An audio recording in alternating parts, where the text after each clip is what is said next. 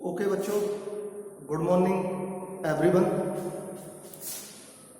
राजनीति विज्ञान के अंतर्गत कल आपने पढ़ा था जन कल्याणकारी लोक कल्याणकारी राज्य की अवधारणा, उसकी परिभाषाएं, उसका उद्भव और वो देश के अंतर्गत किस तरह से अपने उद्देश्य को लेकर काम करता है। आज जो हमारा टॉपिक है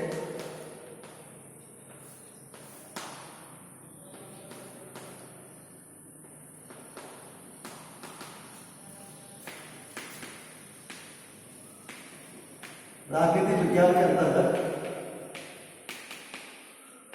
वो है राजनीतिक दल। टॉपिक है राजनीतिक दल। बड़ा ही महत्वपूर्ण और सार्वजनिक पॉलिटिकल पार्टीज, इसके बारे में आप अच्छी तरह से परिचित हैं। देश की शासन व्यवस्था को चलाने के लिए, देश की लोकतांत्रिक व्यवस्था को मजबूत करने के लिए, सुदृढ़ करने के लिए राजनीतिक दलों की महती आवश्यकता है, जिससे कि वो देश में अपनी महत्वपूर्ण भूमिका अदा कर सकें। जैसा कि आप सब विदित हैं, कोई भी अकेला व्यक्ति शासन नहीं चला सकता, शासन पर अधिकार नहीं कर सकता। अगर अकेला व्यक्ति शासन पर अधिकार करता है तो उसे अधिनायक तंत्र के नाम से जानते हैं। वो लोकतंत्र नहीं होता, वो लोकतंत्र की परिभाषा में नहीं आता। इसलिए अकेला व्यक्ति को ये व्यवस्था नहीं है। प्रजातांत्रिक व्यवस्था, डेमोक्रेटिक कंट्री किसे कहते हैं। अब बात आती है यहाँ पर, जब अपन राजनीतिक दल की बात करते हैं तो डेमोक्रेटिक कंट्री, प्रजातांत्रिक शासन व्यवस्था, डेमोक्रेटिक, आपका डिसिप्लिन क्या है? जनता के लिए जनता द्वारा शासन, जनता के लिए जनता द्वारा शासन, by the people, for the people और ऑफ द पीपल, ये अपनी प्रजातांत्रिक व्यवस्था है। तो राजनीतिक दल, दो या दो से अधिक व्यक्ति जब किसी कार्य को, जब किसी शासन व्यवस्था को संचालित करते हैं तो वो शासन व्यवस्था ज़्यादा अच्छी, महत्वपूर्ण और जनहितकारी मानी जाती है। तो इसलिए यहाँ पर राजनीतिक दलों का उद्भव हुआ। देखा जाए तो किसी भी देश, एक श्रेष्ठ देश के लिए दो राजनीतिक दल पर्याप्त होते हैं उस शासन व्यवस्था को चलाने के लिए। एक पक्ष होता है और एक आपका विपक्ष होता है। आपने देखा होगा संसद में या विधानसभा में एक पक्ष तो होते हैं और एक होता है विपक्ष। जैसे हमारे संसदीय शासन पद्धति में ये व्यवस्था है, पक्ष में जो पार्टी जनमत के द्वारा चुन करके आती है और शासन करती है उसको पक्ष का रूप देते हैं, और उसके अगेंस्ट जो व्यक्ति होते हैं उनको अपन विपक्ष के नाम से जानते हैं। तो सभी सामूहिक अवधारणा को लेकर के, सामूहिक उद्देश्य को लेकर के, और सामूहिक उद्देश्य क्या होता है कि देश की सुरक्षा व्यवस्था, देश की कानून व्यवस्था, देश के प्रजातांत्रिक व्यवस्था को सुगम तरीके से आगे संचालित करना, ये उसका उद्देश्य होना चाहिए राजनीतिक दलों का। इसके संदर्भ में अलग अलग जो परिभाषाएं दी हैं राजनीतिक विज्ञान के अंतर्गत, उसमें अपन देखते हैं एडमंड बर्क, एक विद्वान हुए हैं एडमंड बर्क। इस व्यक्ति ने अपनी परिभाषा में राजनीतिक दलों के बारे में क्या कहा है? ये एक ऐसे लोगों का समूह होता है जो एक ऐसे सिद्धांत पर काम करते हैं जहां पर सभी व्यक्ति एकमत हों, यूनानिमसली, सर्वसम्मति से निर्णय लिए जाते हों, जहां पर किसी प्रकार का कोई टकराव, कोई मतभेद, किसी प्रकार का कोई किसी प्रकार की अरुचि किसी शासन व्यवस्था में ना हो। सभी व्यक्ति एक सिद्धांत को लेकर के, एक विचार को लेकर के, जनहित के विचार को लेकर के उस शासन को आगे बढ़ाएं, ये प्रत्येक राजनीतिक दल का उद्देश्य होना चाहिए। तो एडमंड की परिभाषा में ये चीज अपन को देखने को मिलती है कि सभी एकता के साथ में अपना कार्य करें। इसके बाद एक विद्वान हुए थे गेटल ने भी अपने राजनीतिक उसमें कहा है कि राजनीतिक दल और नागरिकों का समूह होता है, group of citizens, group of persons. Political party क्या है? The group of persons, group of persons. और सिटीजन्स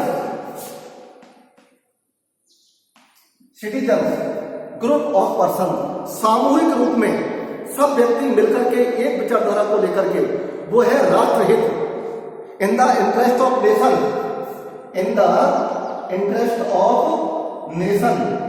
प्रत्येक राजनीतिक पार्टी का यह उद्देश्य होना चाहिए, यह उसका विचार होना चाहिए कि वो in the interest of nation में काम करे।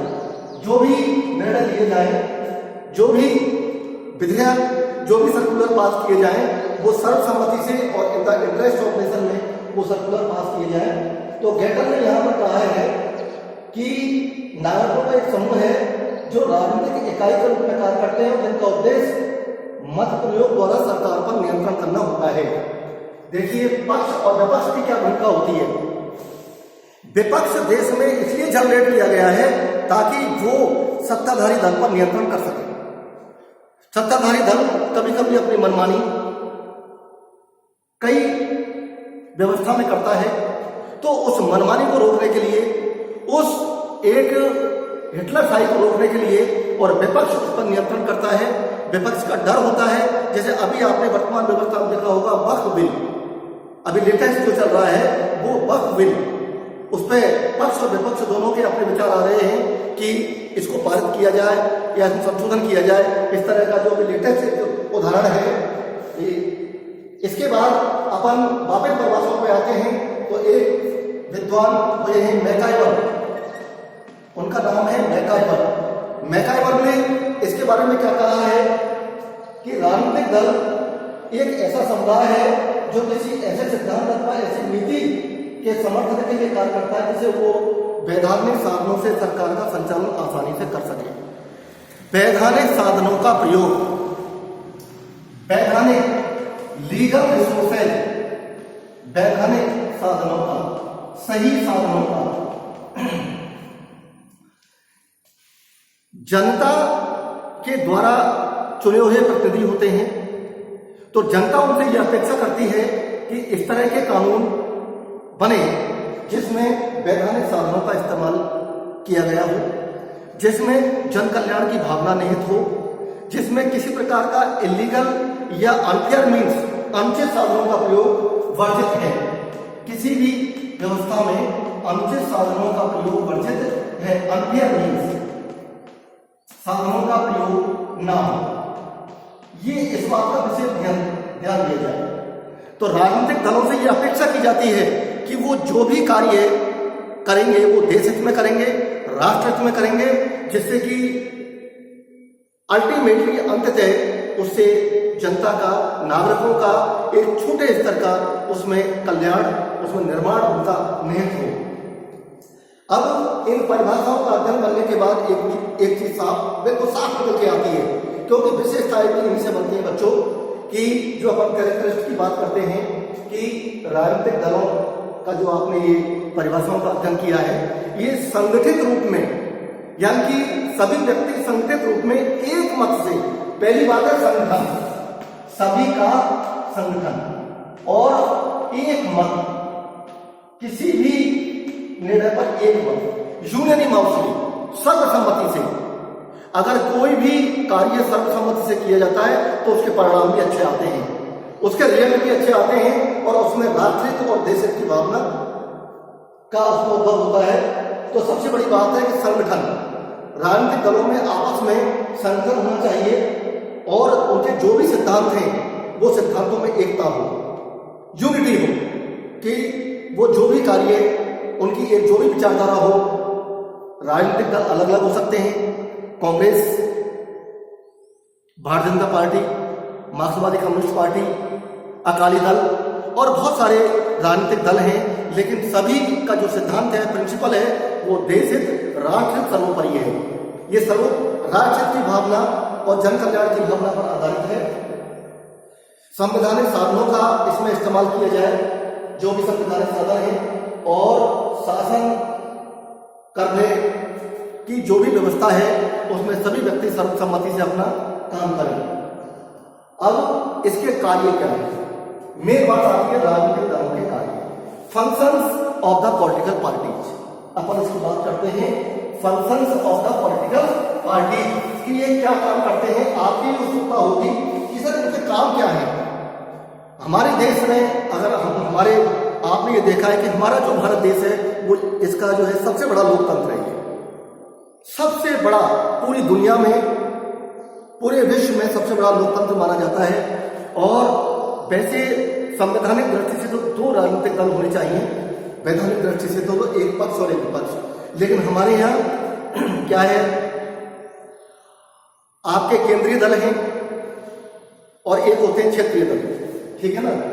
अब अपन इसके फंक्शंस की बात करते हैं कि फंक्शंस क्या है।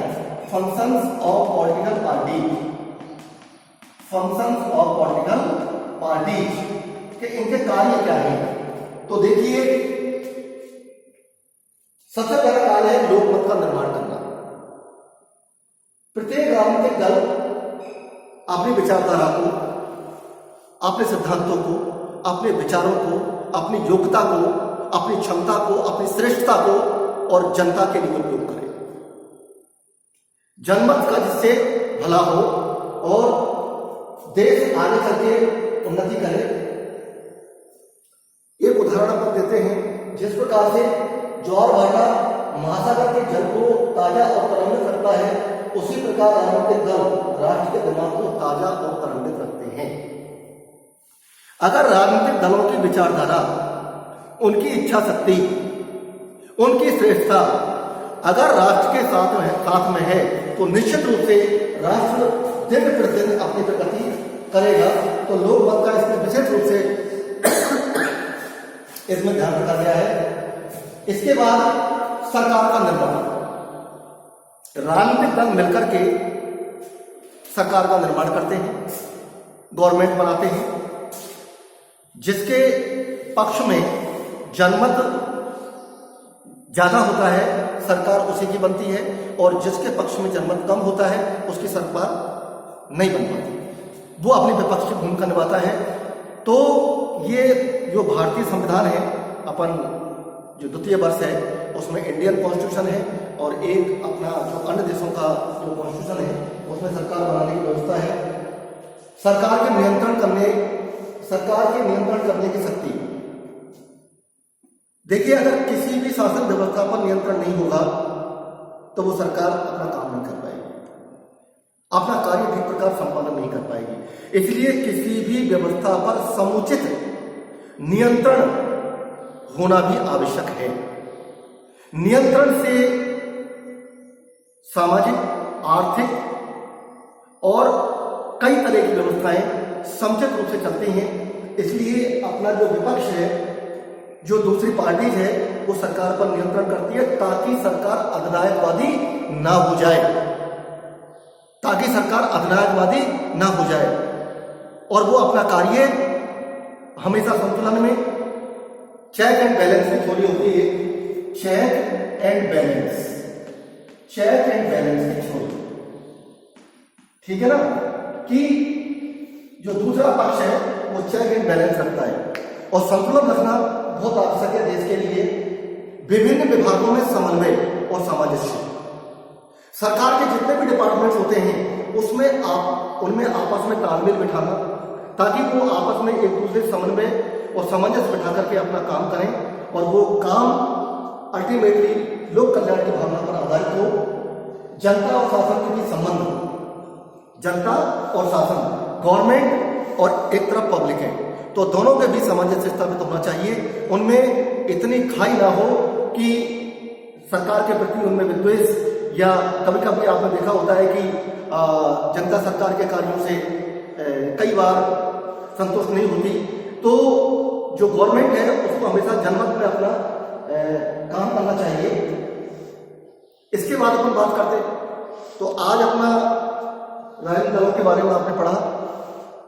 इसमें अगर किसी की कोई भी if you have any problem regarding the political parties please consult. तो आज का अपन टॉपिक यहीं खत्म करते हैं। Thank you so much.